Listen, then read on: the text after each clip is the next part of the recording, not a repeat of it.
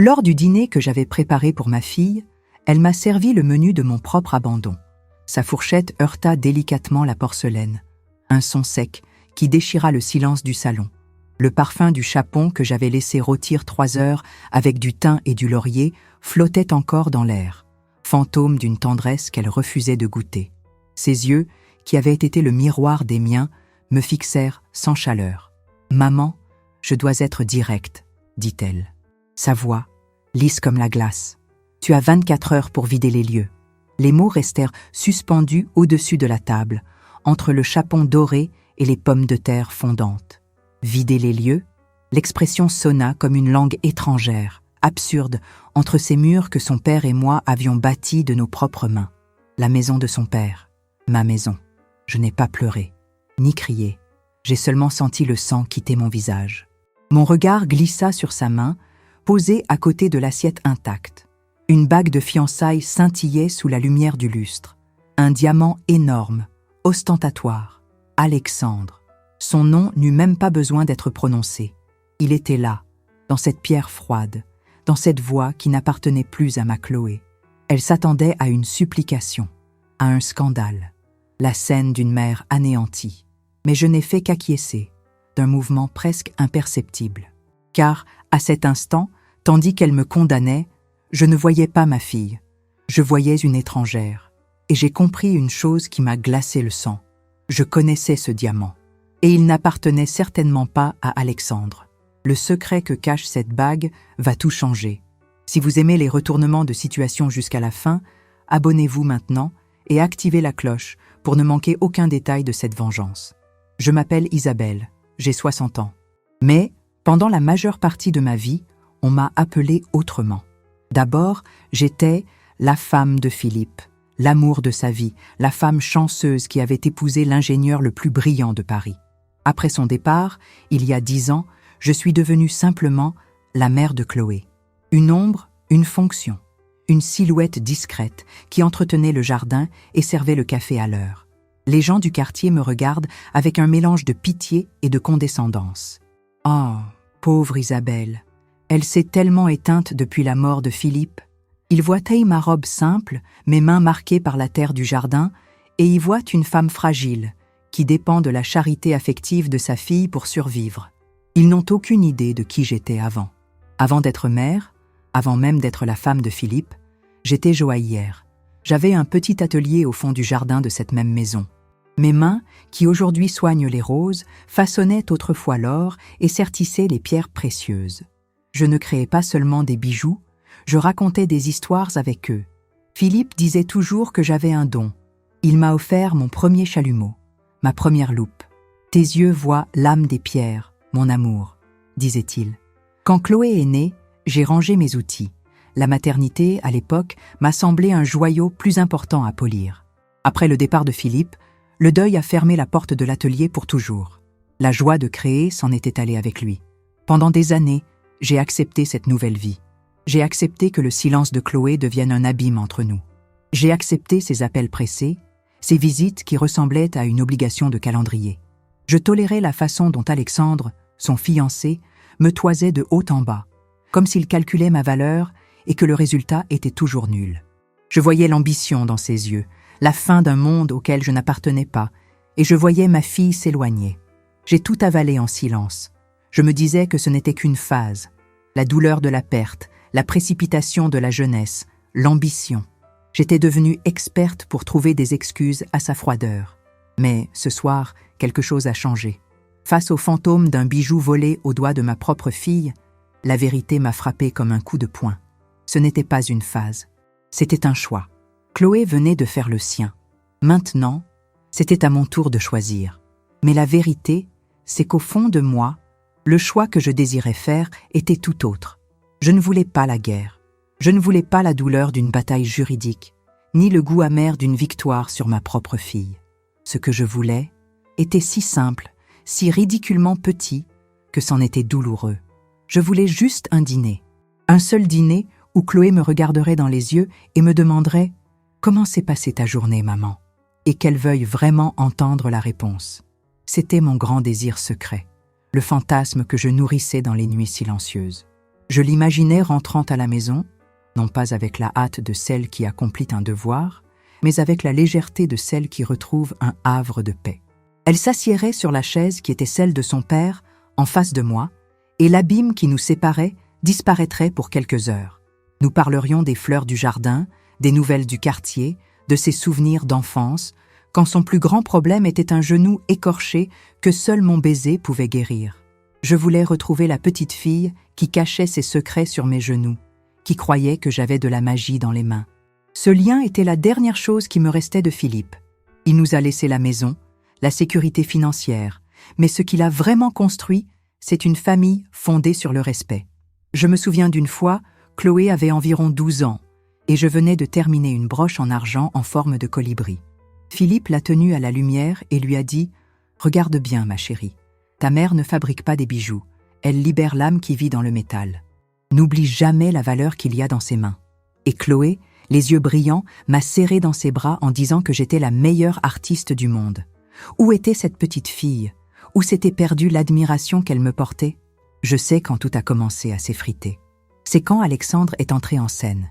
Il a apporté avec lui un monde d'apparence, de dîners coûteux et de conversations sur les investissements.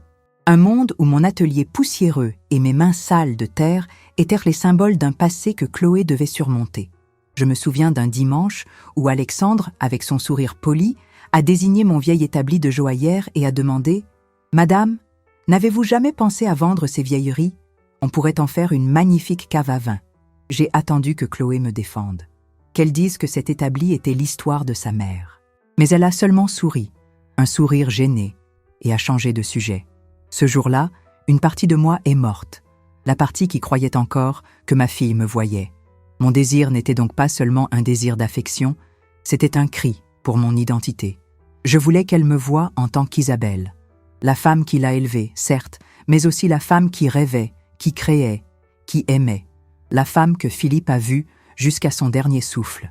Je voulais qu'elle comprenne que me rejeter, c'était se rejeter elle-même, ses racines, l'héritage d'amour que son père nous avait laissé.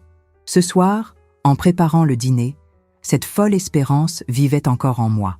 Chaque herbe dans le chapon, chaque pomme de terre que j'ai fait dorer, était une prière silencieuse. « Vois-moi, ma fille, s'il te plaît, vois-moi. » Mais ces mots sont venus et ont détruit non seulement mon présent, mais aussi le caractère sacré de mes souvenirs.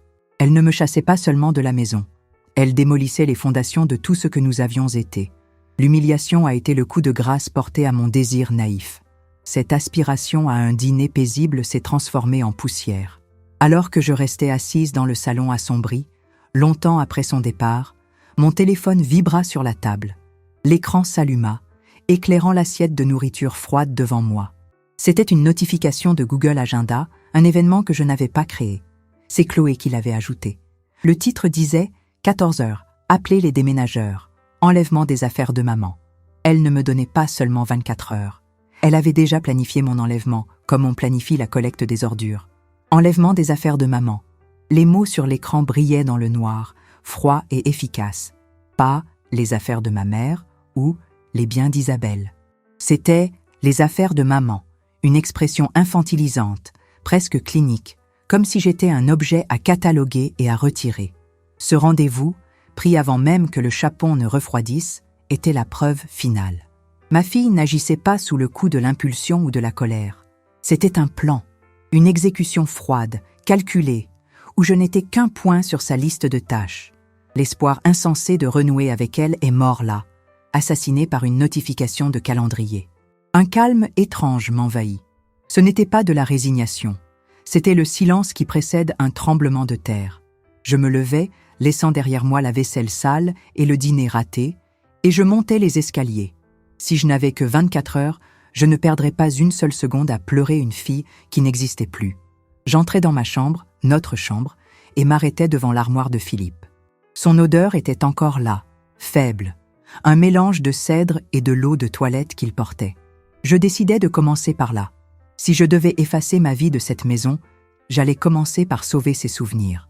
Tandis que je sortais ses costumes des cintres, la voix de Chloé résonnait dans ma tête, mais avec une clarté effrayante. Je me repassais la scène du dîner, non pas avec le cœur, mais avec l'esprit. Ces paroles, qui semblaient seulement cruelles auparavant, sonnaient maintenant comme si elles étaient répétées, comme si elle récitait un script. « Maman, ce n'est pas personnel », avait-elle dit, avec un sérieux forcé. Alexandre et moi avons un projet de vie. Et ce projet commence par la modernisation de la maison. Modernisation. Quel mot horrible pour décrire la démolition d'un foyer. Le quartier a pris une valeur folle. Le mètre carré ici est exorbitant. Garder la maison en l'état est une très mauvaise affaire.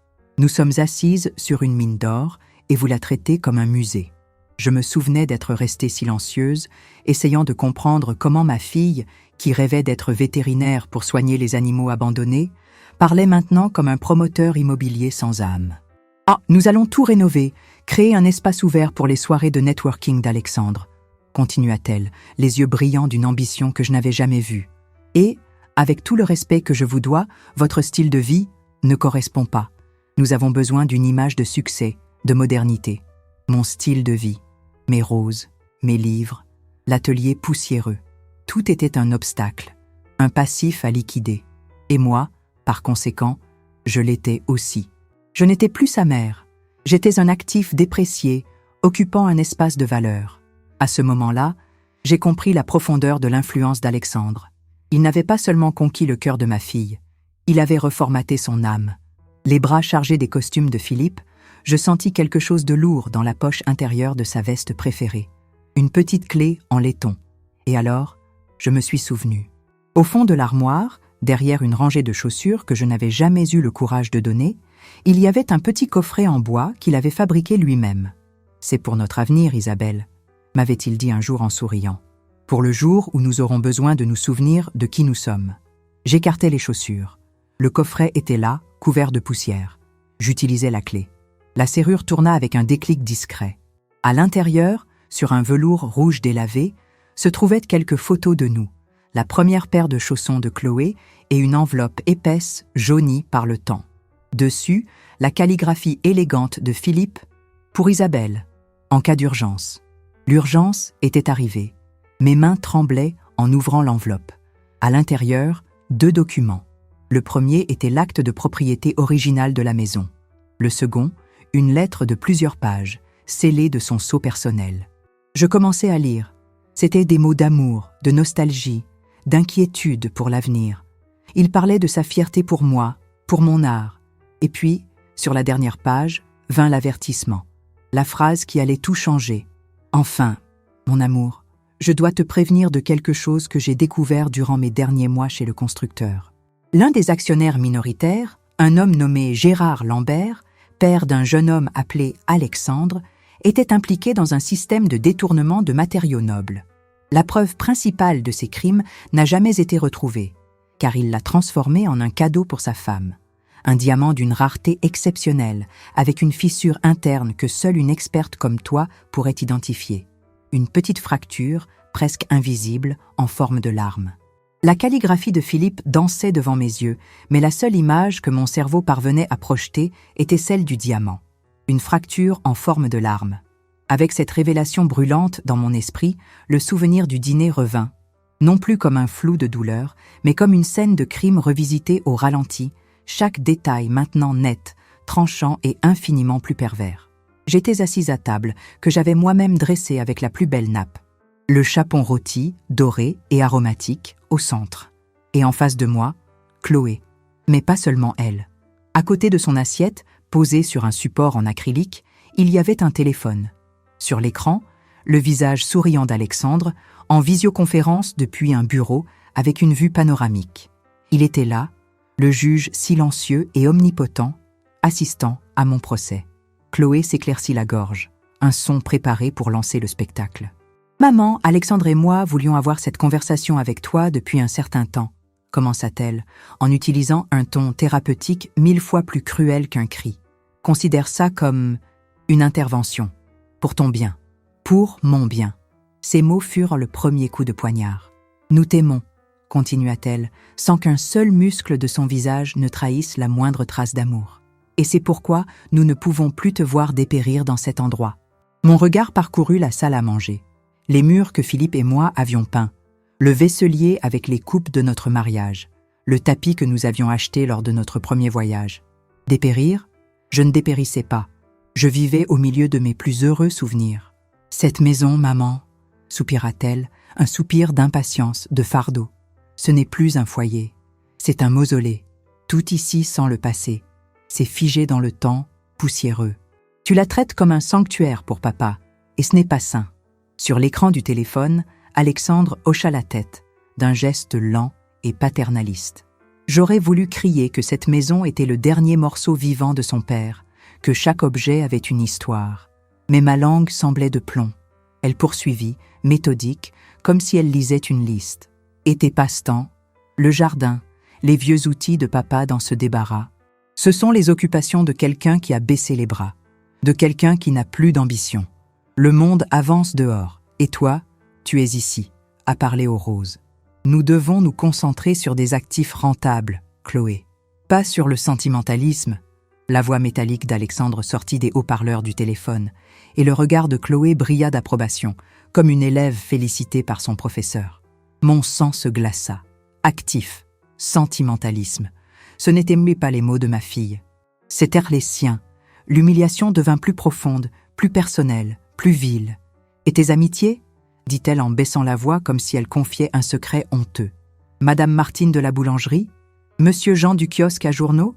Maman, avec tout mon respect, ce sont des petites gens. Le cercle social d'Alexandre est composé d'investisseurs, de diplomates. Comment puis-je t'introduire dans ce milieu ? Comment expliquer que ma mère passe ses après-midi à discuter du prix de la baguette avec les gens du quartier ? Chaque mot était un coup calculé pour me rabaisser, m'isoler, me faire honte de la vie simple et honnête que j'avais toujours menée. Je regardais mes mains sur la table, les ongles courts, la peau un peu sèche à cause du jardinage. Et pour la première fois de ma vie, j'en eus honte. L'attaque finale fut la plus basse. « Même ta façon de t'habiller ?» hésita-t-elle, feignant une délicatesse qu'elle ne possédait pas. « C'est toujours le même chemisier, les mêmes chaussures plates. Tu t'es abandonnée. Tu n'as plus de vanité, plus d'éclat. On dirait que tu attends la fin de ta vie. » À ce moment, je retrouvais enfin ma voix. Faible, tremblante, mais toujours la mienne. « Tout ce que j'ai fait, » murmurai-je, « tout ce que je suis devenue après la mort de ton père, c'était pour m'assurer que tu es tout, pour que tu puisses briller. » Je m'attendais à une lueur de culpabilité, une ombre de remords dans ses yeux. Au lieu de cela, elle sourit. Un sourire froid, dédaigneux. Le même sourire que je voyais sur le visage d'Alexandre à l'écran. Papa était un rêveur, maman. Un homme bon, mais un rêveur. Et les rêveurs ne survivent pas dans le monde réel. Alexandre me l'a appris. Son nom, encore. L'arme qu'elle utilisait pour justifier sa propre cruauté. L'homme dont le père, selon la lettre de Philippe, était un criminel. Elle prit alors sa fourchette.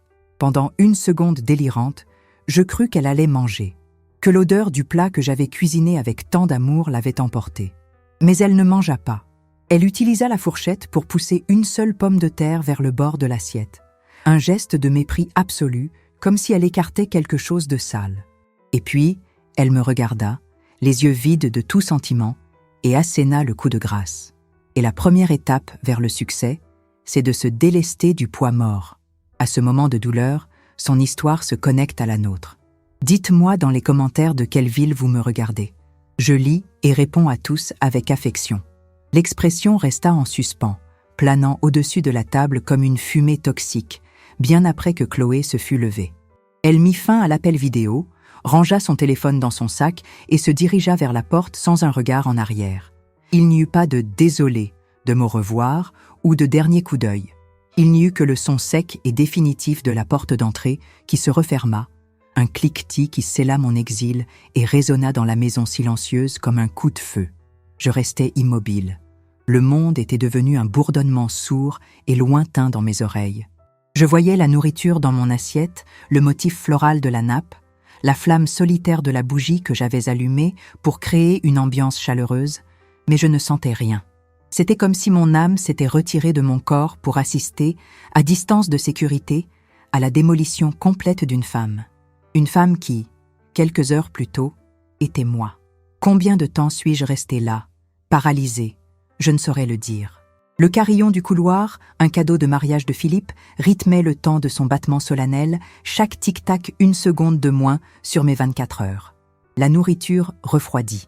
La cire de la bougie fondit et coula le long du bougeoir en argent, formant une larme solide. Et puis, la douleur est venue. Ce ne fut pas une vague, ce fut un tsunami, une force écrasante qui me plia en deux, me coupant le souffle. Un sanglot s'échappa de ma gorge, un son guttural, animal, que je ne reconnus pas comme le mien. C'était la douleur de l'anéantissement. Chaque sacrifice, chaque nuit blanche, chaque rêve que j'avais mis de côté pour que ceux de Chloé puissent s'épanouir. Tout cela n'avait pas seulement été oublié. Cela avait été réécrit comme un fardeau. Je n'étais pas la mère qui l'avait propulsé vers le succès. J'étais le poids qui l'empêchait de voler plus haut. J'étais l'encre qu'elle devait couper pour naviguer vers des eaux plus riches. Toute ma vie, mon amour inconditionnel, ma raison d'être, tout cela réduit à des déchets à jeter. Les larmes que j'avais retenues pendant le procès coulaient maintenant librement, salées et chaudes, tombant sur mes mains jointes sur la table. J'ai pleuré la fille que j'avais perdue, non pas cette nuit-là, mais petit à petit, au fil des ans, sans me rendre compte qu'elle était remplacée par cette étrangère froide et ambitieuse.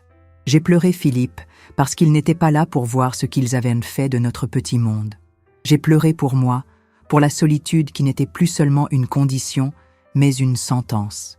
Au milieu du brouillard de la douleur, une pensée a jailli, nette et insistante.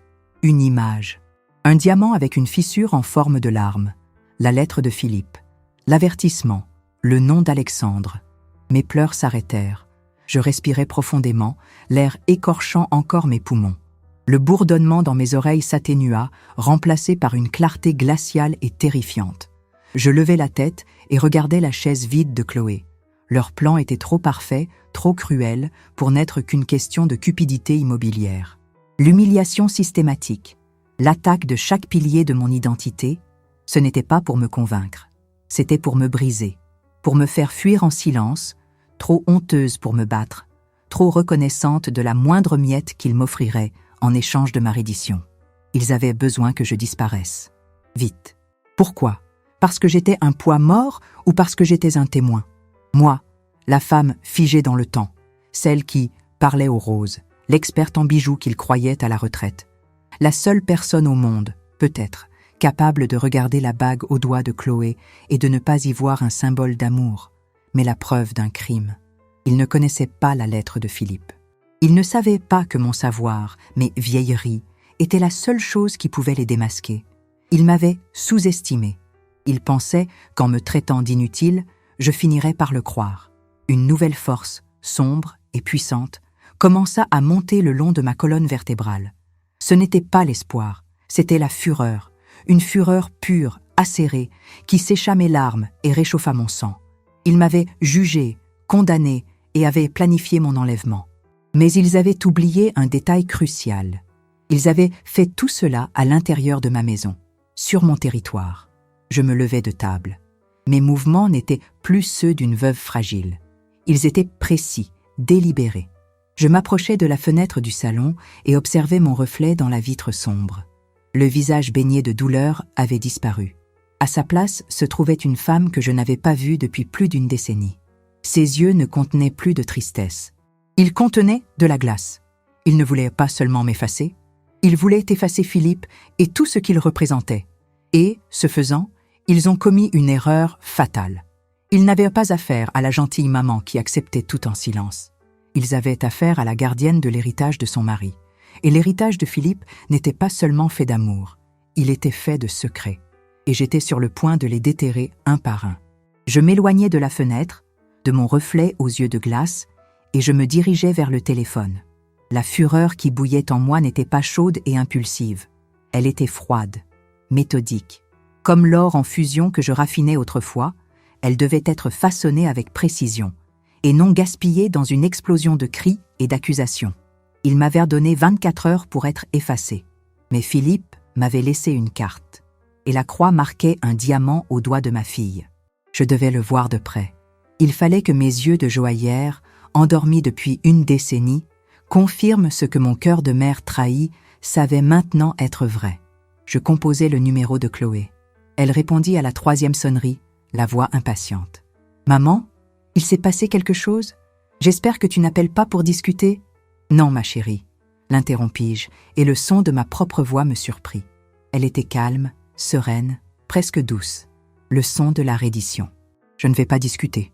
Tu as raison. Je me suis laissé aller. J'étais aveugle. Je te demande juste une dernière chose. Il y eut un silence à l'autre bout du fil. Mon acceptation l'avait désarmée. Qu'est-ce que c'est? Demanda-t-elle, méfiante. Avant que je parte, continuai-je, en injectant un léger tremblement dans ma voix, je voulais te donner quelque chose. Un bijou de ta grand-mère, la mère de Philippe. Il a toujours voulu qu'il soit à toi quand tu te marierais. C'est pour te porter chance. On peut se voir pour un café? Dans une demi-heure? Après, je te promets de ne plus t'embêter. La mention d'un bijou de famille, d'un héritage, était l'appât parfait pour la nouvelle Chloé. Pour la femme qui, aux côtés d'Alexandre, mesurait le monde en carats et en chiffres. « Bien sûr, maman, » répondit-elle, la voix soudain plus douce. « À ce café près du bureau d'Alexandre, je t'y retrouve. » Elle ne s'en rendit pas compte, mais la partie avait déjà commencé, et je venais de jouer mon premier coup. 20 minutes plus tard, j'étais assise à une table dans le coin du café le plus cher de la ville. L'endroit était tout en nuances de gris et d'or, fréquenté par des gens qui, comme Alexandre, parlèrent d'affaires à voix haute pour que tout le monde entende. Je commandai une camomille, pour calmer mes mains qui s'obstinaient à trembler. Quand Chloé arriva, elle apporta avec elle une aura de pouvoir et de précipitation. Elle m'embrassa froidement dans le vide, près de ma joue, et s'assit. « Alors, qu'as-tu pour moi ?» demanda-t-elle, dissimulant à peine son impatience. Je sortis de mon sac un petit écrin de velours bleu.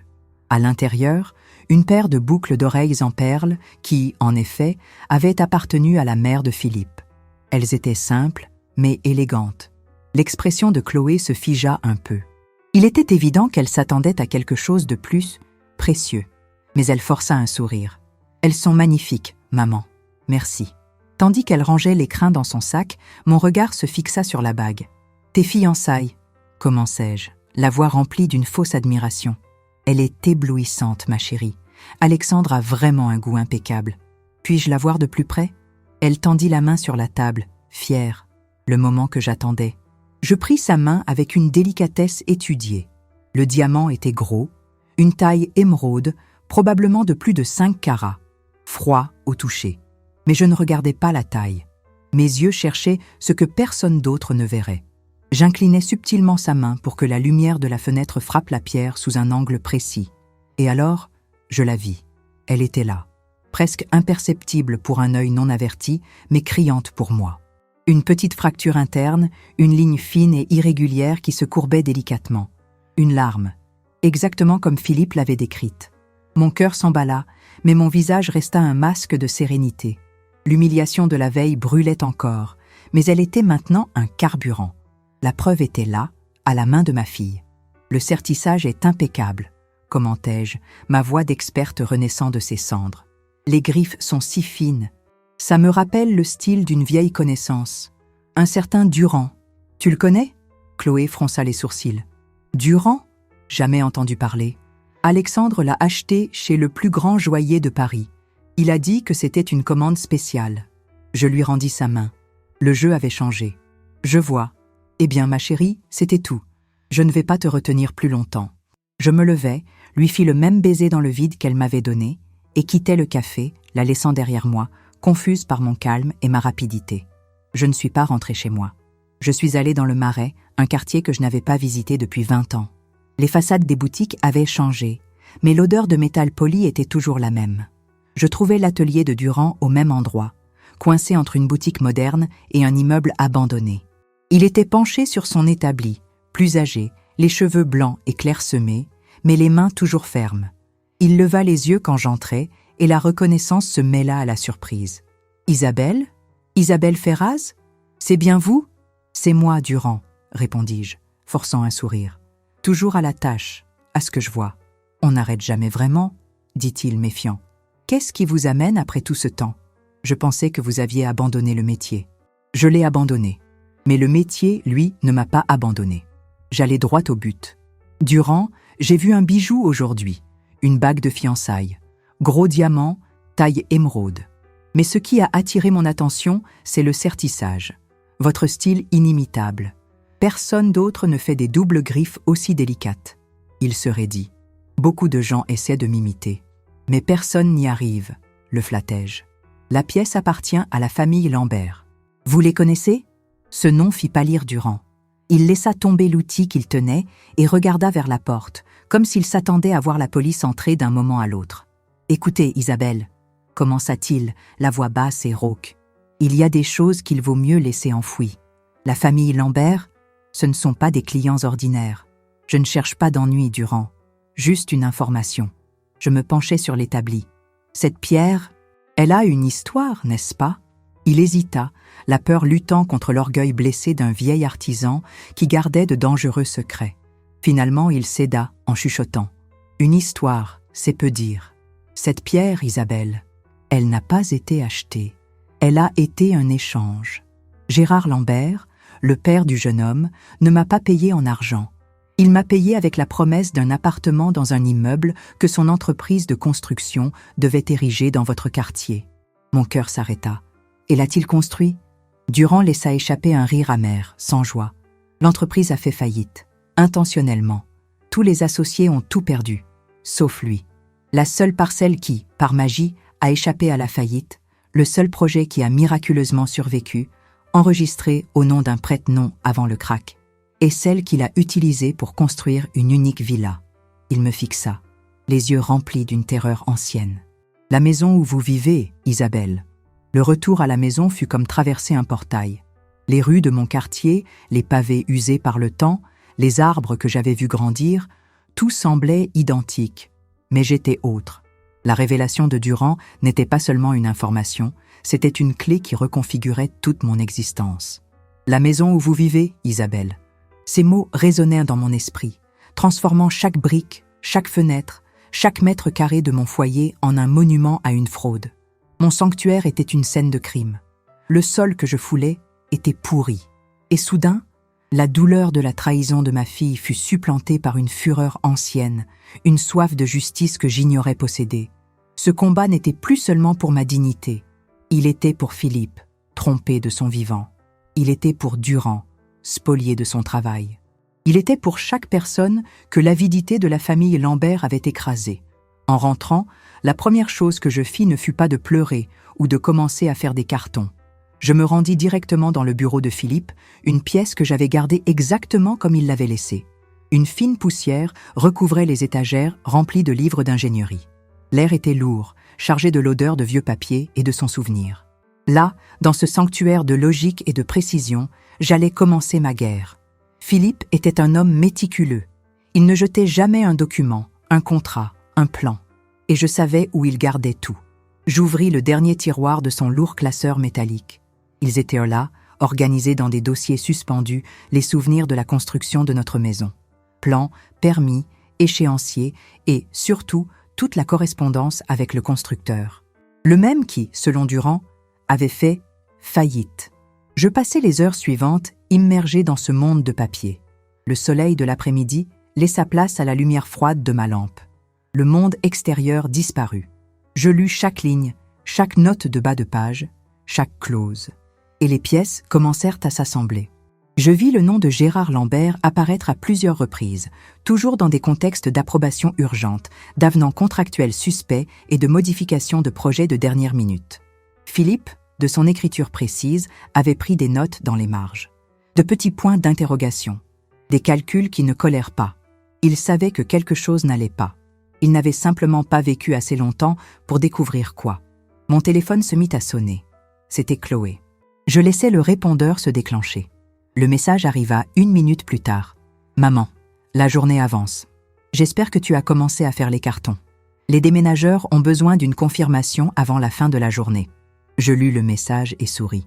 Un sourire fin, sans joie. Je retournai à mes papiers. Elle rappela 1 heure plus tard. Cette fois, je décrochai. « Maman, pourquoi ne réponds-tu pas ?»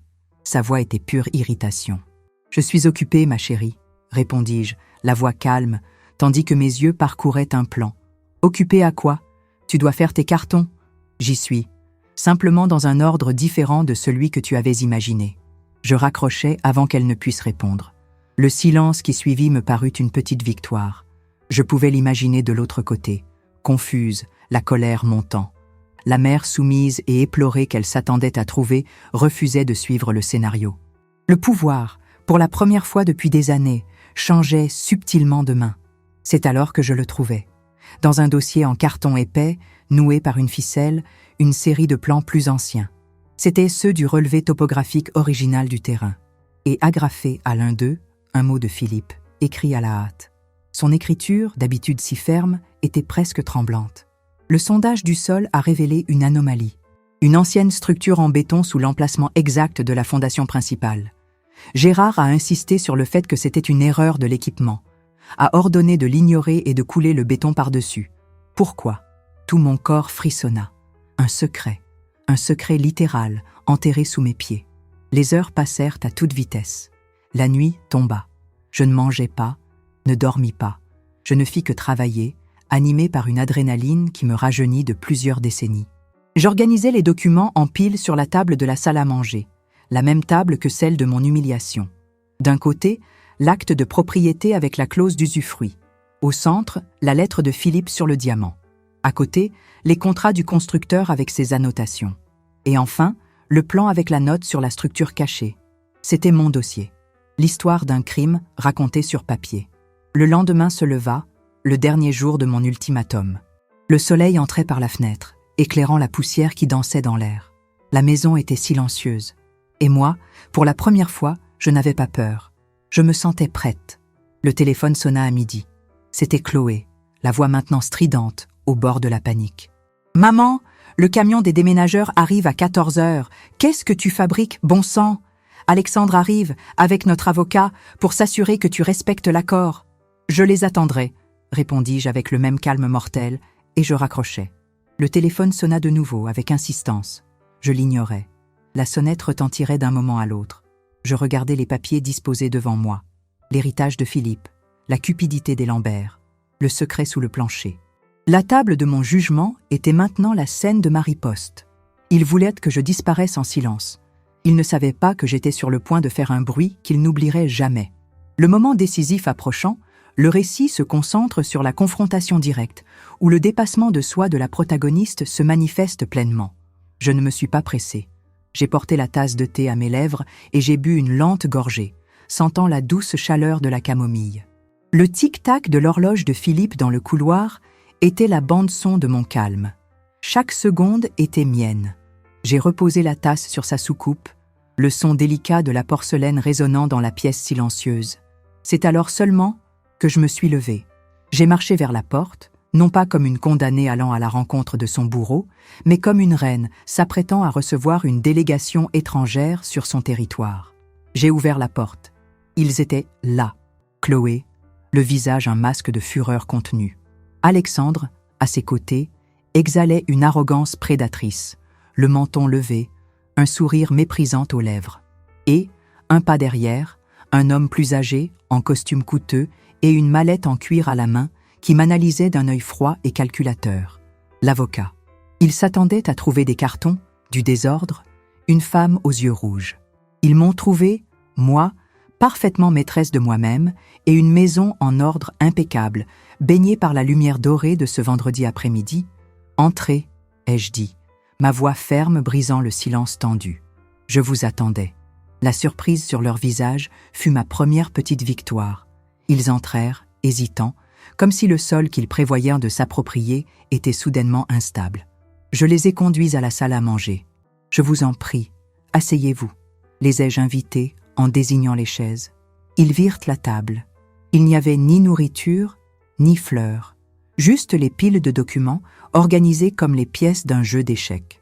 Leur arrogance vacilla, laissant place à une confusion visible.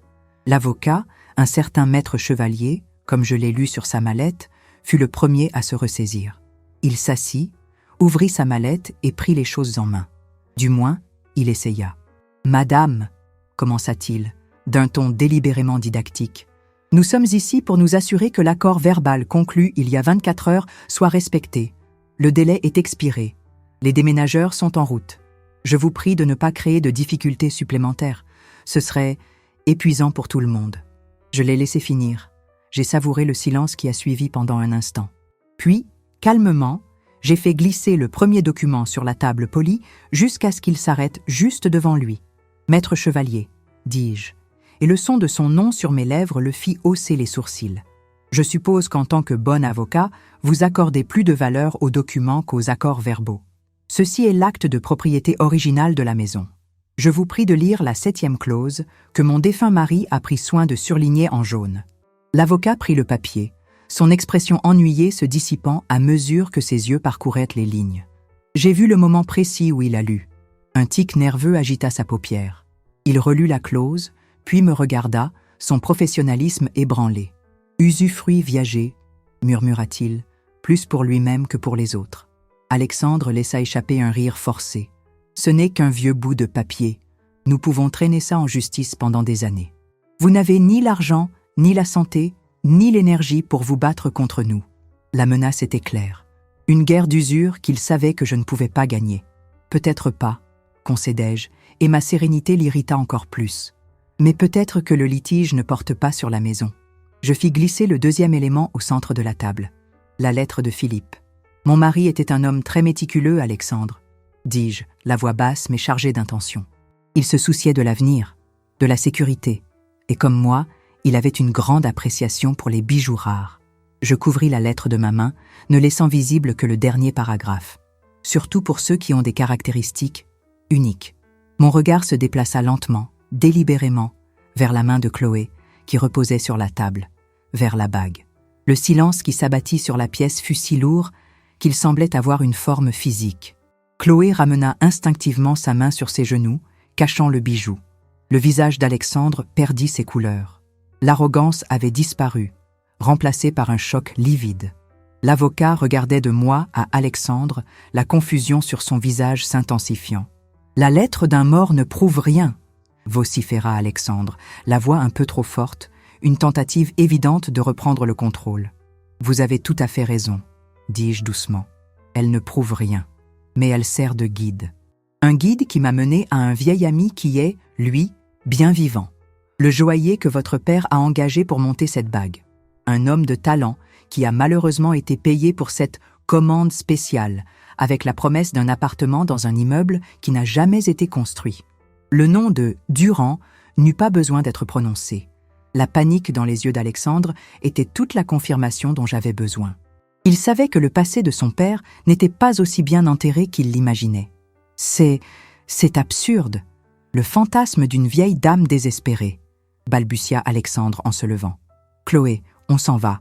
On laisse Maître Chevalier régler ça. Je pense que vous voudrez rester pour la dernière partie, dis-je, ma voix les arrêtant net. Je pris le dernier document, le plan jauni. Je le dépliai sur la table, le vieux papier crépitant dans le silence. Mais le plus intéressant dans cette histoire, ce n'est pas la maison, ni la bague. C'est ce qu'il y a sous nos pieds. Je fis glisser le plan dans leur direction. Ma main ferme, mon doigt pointant vers l'annotation de Philippe. Mon mari était l'ingénieur responsable de ce chantier. Il a découvert une ancienne structure en béton juste ici, sous la fondation principale. Une anomalie. Votre père, Gérard, a insisté sur le fait que c'était une erreur de l'équipement. Il a ordonné que la structure soit ignorée, scellée et que l'on construise par-dessus. Il était pressé de cacher quelque chose. Je levai les yeux du plan et fixai Alexandre droit dans les yeux. Le calme de mon visage contrastait avec la terreur qui grandissait sur le sien. Maintenant, la question qui m'a empêché de dormir, Alexandre, est la suivante. Qu'est-ce qu'un homme comme son père, un homme qui bâtit sa fortune sur des mensonges et des diamants volés, aurait-tu besoin d'enterrer avec un tel désespoir sous les fondations de la seule propriété ayant survécu à la faillite frauduleuse de son entreprise? Le silence dans la pièce était absolu, rompu seulement par le tic-tac assourdissant de l'horloge dans le couloir. Le visage d'Alexandre, autrefois un masque de pouvoir, était maintenant une toile blanche de pure terreur. L'avocat regardait du plan à son client, l'inquiétude professionnelle se transformant en alarme personnelle. Et Chloé, ma fille, regarda enfin l'homme qu'elle aimait. Mais, pour la première fois, il n'y avait pas d'admiration dans ses yeux. Il y avait de la peur. Je pris ma tasse de thé. La boisson était encore tiède. Alors, dis-je, la voix parfaitement stable, rompant le sortilège. Je crois que les déménageurs peuvent être annulés. À moins, bien sûr, que vous ne vouliez commencer à creuser. L'ultimatum final étant lancé, le silence devient la scène de la déroute des antagonistes. La victoire d'Isabelle ne réside pas dans ses mots, mais dans leur effondrement. Ma question finale plana dans la pièce chauffée par le soleil de l'après-midi parisien. À moins, bien sûr, que vous ne vouliez commencer à creuser.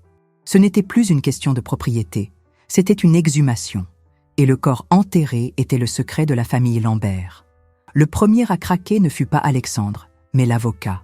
Maître Chevalier, un homme habitué à transformer les mensonges en vérité juridique, vit la ligne à ne pas franchir. Le terrain marécageux d'un litige immobilier s'était transformé en un gouffre de responsabilité pénale, et son instinct de conservation cria plus fort que tous les honoraires. Il s'éclaircit la gorge, un son sec dans le silence de mort. Ses yeux évitèrent les miens, évitèrent ceux d'Alexandre. Il se concentra sur la fermeture des fermoirs dorés de sa mallette en cuir. Chaque clic sonna comme un coup de marteau. « Je crois que ma présence ici n'est plus nécessaire », annonça-t-il en l'air, sa voix dépourvue de toute son arrogance antérieure. « De toute évidence, il y a des questions familiales complexes à résoudre entre vous. Mon cabinet ne s'occupe pas d'archéologie. » Il se leva, ajusta sa veste et, sans attendre de réponse d'Alexandre, son client, se dirigea d'un pas rapide vers la porte d'entrée. Il ne se retirait pas. Il fuyait. Son départ laissa un vide, et toute la panique contenue dans la pièce sembla se précipiter pour le combler, se concentrant sur Alexandre. Le vernis d'homme d'affaires prospère fondit sous la lumière impitoyable de la vérité, révélant ce qui se cachait en dessous. Un garçon effrayé, acculé par les fraudes de son père. La sueur perla à son front. Ses yeux, autrefois froids et calculateurs, sautèrent maintenant de moi au plan sur la table, puis à Chloé, cherchant désespérément une bouée de sauvetage. « Tu ne vas pas la croire, n'est-ce pas, mon amour ?» siffla-t-il, la voix fine et stridente. Il fit un pas vers Chloé, la main tendue. « C'est du bluff, le délire d'une vieille femme amère qui ne supporte pas de te voir heureuse. » Mais ces mots n'avaient plus de pouvoir. Ils n'étaient que le son d'un homme qui se noie. Chloé ne répondit pas. Elle semblait en transe. Ses yeux, autrefois si durs, étaient maintenant grands ouverts, vitreux. Elle regardait sa propre main, la bague en diamant, comme si elle voyait une araignée venimeuse posée sur sa peau. De l'autre main, elle tenta de la retirer. Ses doigts tremblaient si fort qu'elle ne parvenait pas à la saisir. La bague, qui symbolisait son avenir glorieux, était maintenant une menotte, la preuve matérielle du crime qu'il avait acheté. « Alexandre » murmura-t-elle, et son nom sortit comme un sanglot. « Qu'est-ce qu'il y a sous la maison? Dis-moi qu'elle ment. Alexandre, regarde-moi. Dis-moi que c'est un mensonge. » Sa supplication était le dernier fil d'espoir auquel elle se raccrochait. Mais Alexandre ne put répondre. Il ne le pouvait pas. Parce que nous trois, dans cette pièce, savions que ce n'était pas un mensonge. Et alors, l'effondrement de Chloé commença. C'était comme voir un barrage se rompre au ralenti. L'image de la femme puissante et impitoyable qu'elle était devenue se brisa, révélant la petite fille effrayée en dessous.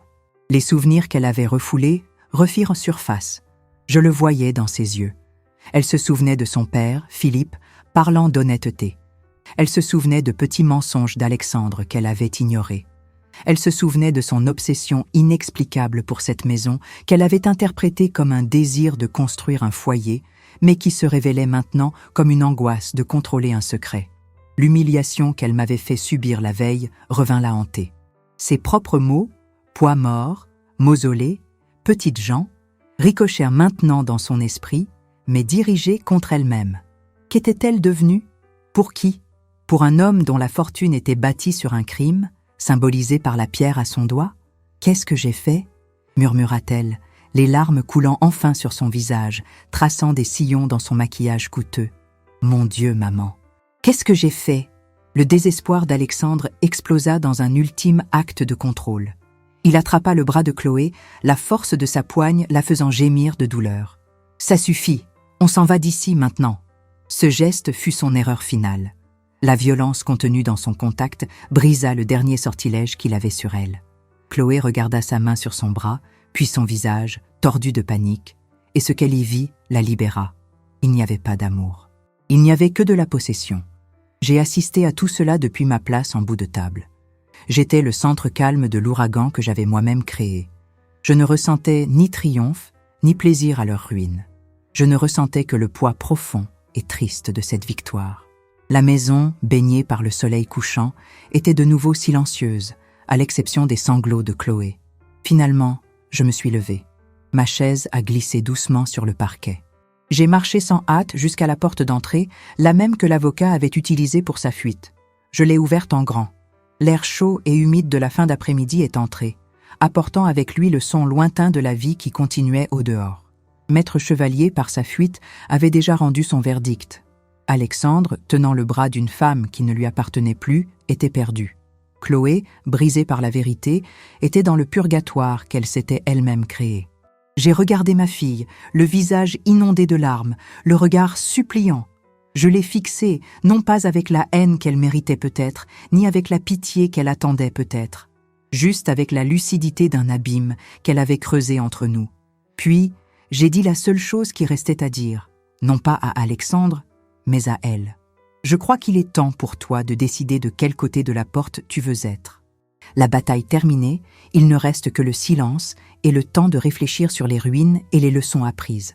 La nuit tomba sur Paris, lourde et humide, comme il est courant à cette période de l'année. La porte d'entrée resta longtemps ouverte, bien après que Chloé eut fait son choix et fut partie, en silence, sans Alexandre. L'air chaud entrait, apportant avec lui les bruits d'un vendredi soir qui commençait pour le reste de la ville, la musique lointaine d'une péniche sur la Seine, les rires d'enfants jouant dans un square, l'odeur des crêpes d'un vendeur ambulant. Le monde continuait, indifférent à la guerre qui s'était livrée et gagnée entre ses murs. Je fermai la porte, non pas avec la force de celle qui se barricade, mais avec la douceur de celle qui reprend possession de son sanctuaire. La maison était calme. Les documents, les armes de ma victoire, étaient toujours sur la table de la salle à manger, mais il ne semblait plus être que du vieux papier. L'adrénaline de la confrontation s'était dissipée, laissant place à une fatigue profonde, une fatigue de l'âme. Je m'assis dans le fauteuil de Philippe, près de la fenêtre, et j'observais mon jardin sombrer dans l'obscurité. Et pour la première fois, je me permis de réfléchir à la signification de tout cela. J'ai passé 30 ans de ma vie à croire que l'amour d'une mère était synonyme de sacrifice.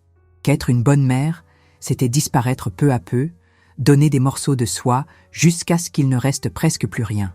Je me suis donné. J'ai donné mon atelier, mes rêves d'artiste, mes nuits de sommeil, mes envies. J'ai bâti mon identité autour des besoins de Chloé.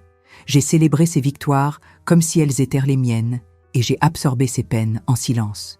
Je croyais que cet effacement de soi était la forme la plus pure de l'amour. Aujourd'hui, j'ai compris mon erreur fatale. En m'effaçant, j'ai appris à ma fille que j'étais effaçable. En devenant invisible, je lui ai appris à ne pas me voir.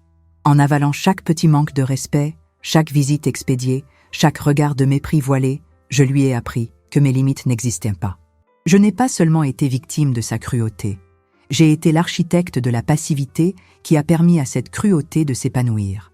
La femme qu'elle a tenté de chasser de chez elle n'a pas été créée uniquement par Alexandre. Elle a été modelée, aussi, par mon silence. Je confondais la résilience avec la force. Je pensais qu'être forte, c'était supporter le poids du monde sans se plaindre. Mais la vraie force ne réside pas dans ce que l'on peut endurer. Elle réside dans le courage de dire « Assez, tu n'iras pas plus loin ». La force que j'ai montrée aujourd'hui, à cette table, n'est pas née de l'humiliation. Elle s'est seulement réveillée. C'était la force d'Isabelle la joaillière, la femme qui voyait l'âme des pierres, la femme que Philippe aimait non pas pour ses sacrifices, mais pour sa passion, pour son éclat. Il n'était pas tombé amoureux du nombre. Et moi, par loyauté envers lui et envers moi-même, je ne pouvais pas permettre qu'on me transforme en une. La victoire, cependant, n'avait pas le goût sucré que j'aurais pu imaginer.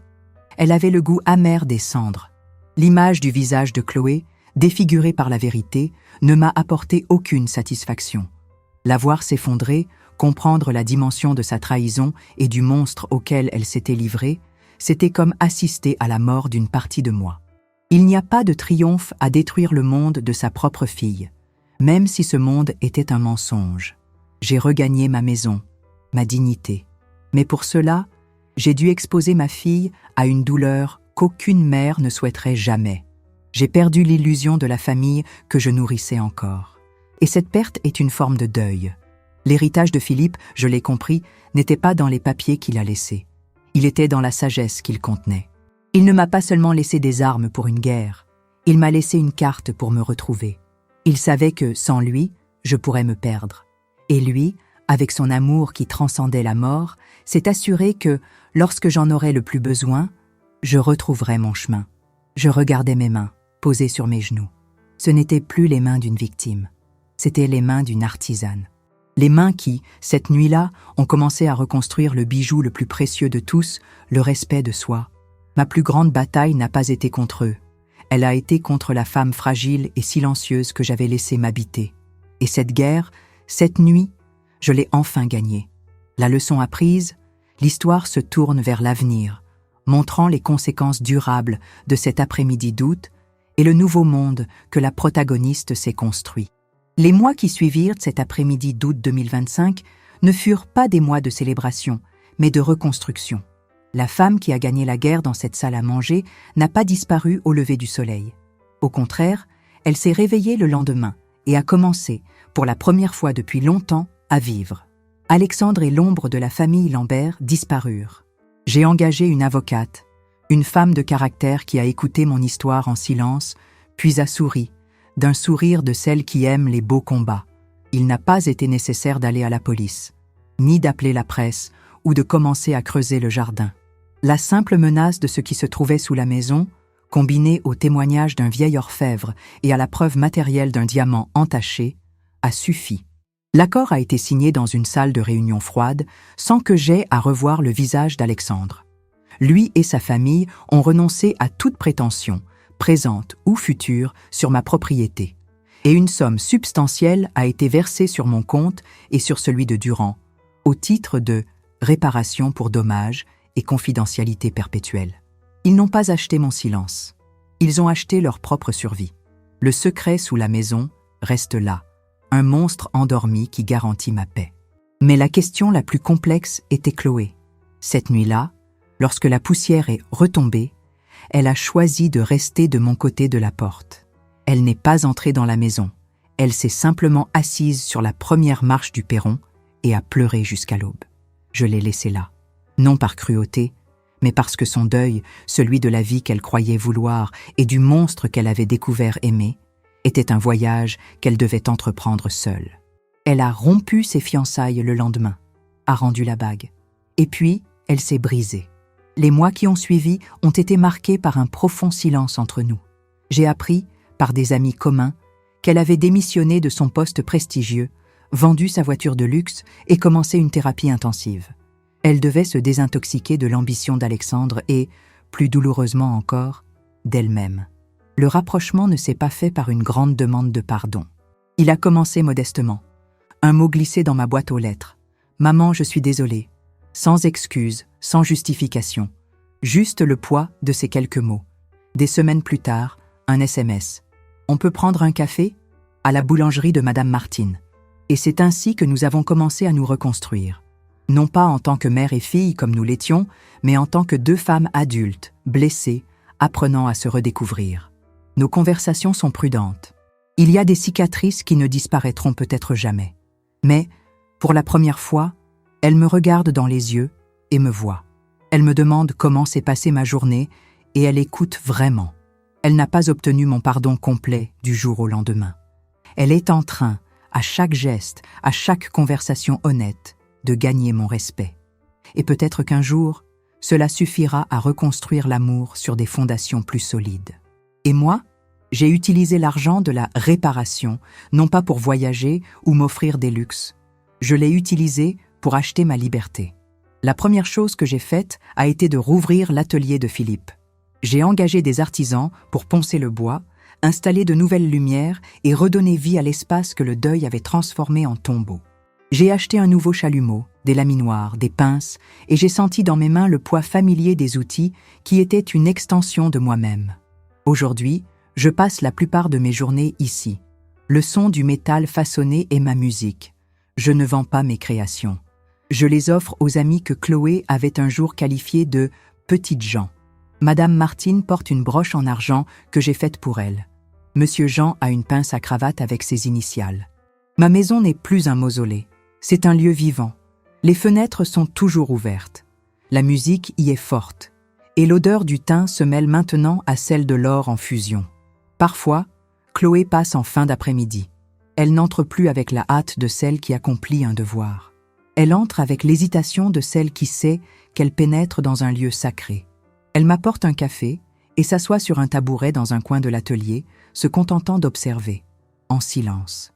Et dans ce silence, il y a plus de communication que dans tous les mots que nous avons échangés pendant des années. L'autre jour, je terminais un pendentif en argent, en forme de rose en éclosion. Elle a longuement observé, puis a dit à voix basse « C'est la plus belle chose que j'ai jamais vue ». J'ai souri, en tenant la pièce à la lumière. Je pensais autrefois que ma plus grande création était ma fille. Aujourd'hui, je comprends que mon chef-d'œuvre, c'est moi-même. Et le processus de me reconstruire, après avoir été brisé, a été l'œuvre la plus précieuse que j'ai jamais accomplie. Pour conclure, l'appel à l'action qui relie le parcours d'Isabelle à l'expérience du public, invitant à la réflexion et à l'engagement. Et c'est la vérité que j'ai dû être presque détruite pour apprendre. On passe sa vie à construire des foyers pour les autres, à offrir notre temps, notre affection, notre soutien. Et parfois, dans ce processus, on oublie de se construire soi-même. Je ne connais pas votre histoire. Je ne sais pas quel nom on vous a donné ou quel rôle vous avez endossé. Peut-être êtes-vous mère, père, fils, fille, ami. Peut-être êtes-vous la personne qui dit toujours « oui », qui cède toujours, qui fait toujours passer les besoins des autres en premier, en espérant qu'un jour votre sacrifice sera remarqué, reconnu. Vous êtes-vous déjà senti invisible dans votre propre vie? Avez-vous déjà eu l'impression que votre voix n'était qu'un bruit de fond, facile à ignorer? Avez-vous déjà connu le goût amer de préparer un festin d'amour et de le voir laissé de côté, intact? Je connais ce goût, je connais ce silence, la douleur d'être traité de fardeau ou de poids mort par ceux à qui vous avez consacré votre existence est une blessure qui semble ne jamais pouvoir se refermer. Mais ce que mon histoire m'a appris, la leçon que j'ai apprise dans cette maison vide, baignée par la lumière de l'après-midi, c'est que la force la plus impressionnante de l'univers n'est pas celle qui empêche la chute. C'est celle qui nous fait nous relever après. Ils m'ont jeté au fond du puits, mais ils ont oublié que tout en bas se trouvaient les fondations que mon amour, Philippe, m'avait laissées. Ils ont essayé de m'enterrer, mais ils ne savaient pas que j'étais une graine. Aujourd'hui, je vous invite à regarder à l'intérieur de vous. Votre histoire, vos blessures, mais surtout votre force endormie. N'attendez pas que l'humiliation vienne réveiller la lionne ou le lion qui vit en vous. Définissez vos limites. Exigez le respect. Rappelez-vous votre valeur chaque jour, parce que le véritable amour, quel qu'il soit, ne vous éteint pas, il vous allume. Si chaque mot de ce voyage a résonné dans une partie de votre âme, si vous vous êtes déjà senti comme Isabelle et avez retrouvé le chemin vers vous-même, laissez votre marque dans les commentaires. Créons une chaîne de force ici. Commentez. Je suis mon propre chef-d'œuvre. Partagez cette vidéo avec quelqu'un que vous aimez et qui a besoin de se souvenir de sa propre valeur. Quelqu'un qui a peut-être oublié qu'avant d'être le pilier de quiconque, il doit être l'architecte de sa propre vie. Merci de m'avoir écouté. Continuez à suivre nos histoires. Il y a toujours une nouvelle bataille, un nouveau rebondissement et une nouvelle leçon qui attendent d'être racontées.